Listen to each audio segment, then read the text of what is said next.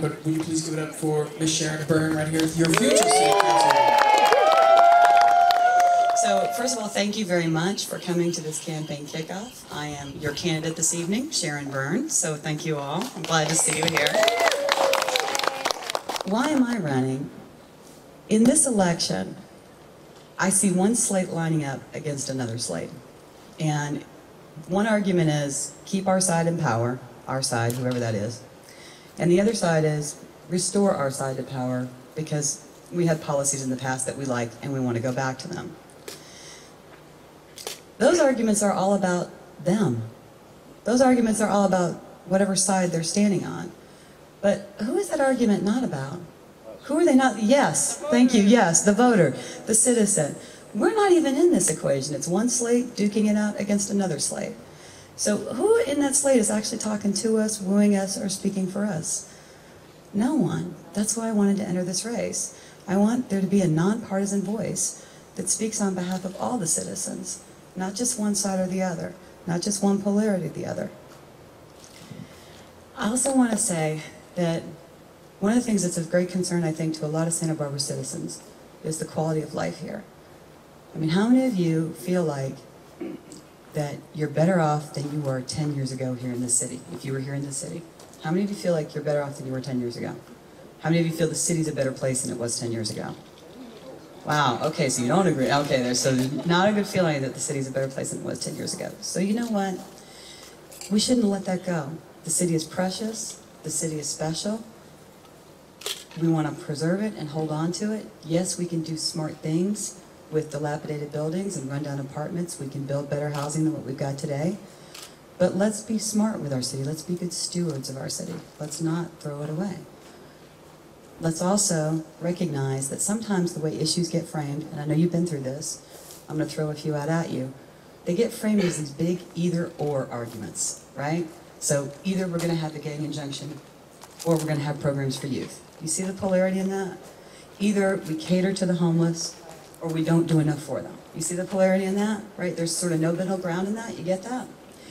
Either we're going to preserve the city and keep it nice and beautiful, or we're going to turn it over to developers and lose the whole thing and it'll be the next Miami. Do you see how this works? Okay, there's no middle ground in these positions. And you know what? The answer is it's always a both and. It's not an either or. You need enforcement for gang violence, where there's violence being committed on the citizens. You need enforcement. And you need programs to stop youth from going in. And you need programs to, when they get shut down in the schools, when they start, oh, here comes a train.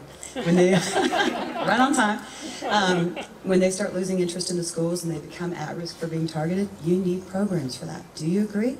It's a both and. You need solutions. Effective programs. Effective, thank you. When it comes to the issue of homelessness, right? You can be very compassionate and very sensitive to the plight of homeless. And you can do things to try to help them out. But you can also be effective in helping them get off the street. And there are effective policies. I am the person that organized the trip for our city council and staff to go to Santa Monica in March. I think a lot of people here read about that trip, right? And what did we learn? That there's a jurisdiction that has figured out how you compassionately reduce the number of homeless on your street year over year. It can be done. So we can do this here as well. If we give spare change to someone that's on the street, we might walk away from that feeling like a little better about ourselves because maybe we helped out. But we left that person right where they are. We didn't do anything to change their condition. And that's not compassionate. What we need to do is be compassionate and effective. That's a humanitarian approach. How many people here can go to 2 p.m. meetings at City Hall? How many of you? Okay, Tony. So not that I like it, but not that you like it. I can go. Tony's speaking for all the citizens from here on out because he's the only one who can. Okay, 2 p.m. meetings. What is the average working citizen supposed to do with that? What is the parent that's got to pick a kid up from school at 2:30 supposed to do with that? Take the kids to the City Hall meeting? I don't think so. We have a city government that appears to be responsive, but if you're a citizen trying to navigate that bureaucracy, you know better. You know better.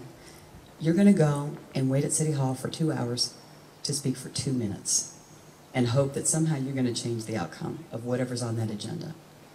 And usually you walk away with something totally unacceptable. Okay, so let's not do that anymore either. Why don't we do evening meetings that people can actually make? You know, Tom, Claire, where you guys at? Okay, and Teresa, what did we do? We actually did a meeting in your neighborhood. We brought Public Works and the permitting department and the police and streets into your neighborhood on your street corner, right, with your neighbors on your schedule so that we could solve the issue on your site. That's being responsive. How many of you citizens have ever gotten that? Ever gotten that? Okay, yeah. You know, and then I know Maria and Veronica, what did we do with you? We brought the beat cops into the neighborhood on your schedule in the evenings to meet with you about neighborhood safety concerns you had, again on your schedule. That's what responsive government looks like. What about if you had a way to submit public comment online so that, you know, your public comment would count and you didn't have to wait around for 2 hours to participate? Could you participate more in your government if you had that ability? What if we had online polls on the city's website to take the pulse of the public on a key issue, give it a week time frame, so that we don't do something expensive like toss it to the ballot for the voters to try to figure out?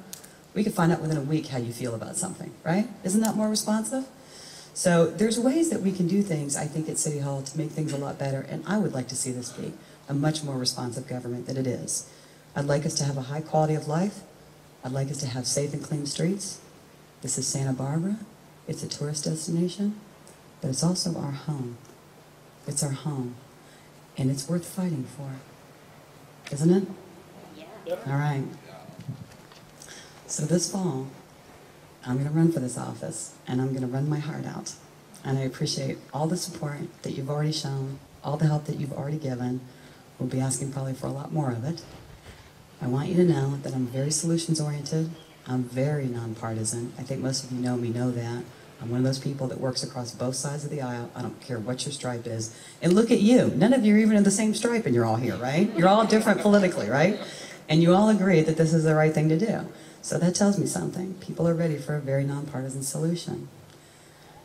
It's going to be kind of tough. I think you already know that. We've already had some attacks, right, in the last few weeks in the press.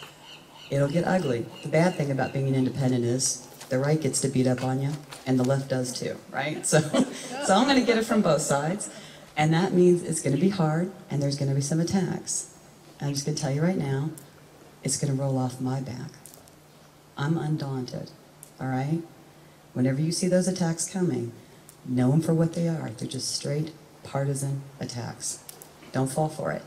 Don't fall for it, because I'm not going to. Fair enough? You on board? All right. So here I am, your nonpartisan, solutions-oriented candidate. I have a proven track record of success in this community, and I intend to keep pushing and keep working. I'm honored to be here tonight, and I'm honored to ask for your vote in November. Thank you.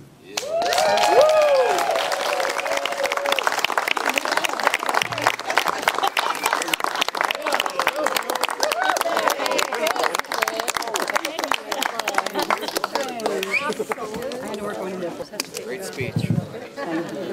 Thank you. And she means it. Yeah, you know me. I know. She means it. Yeah. You know.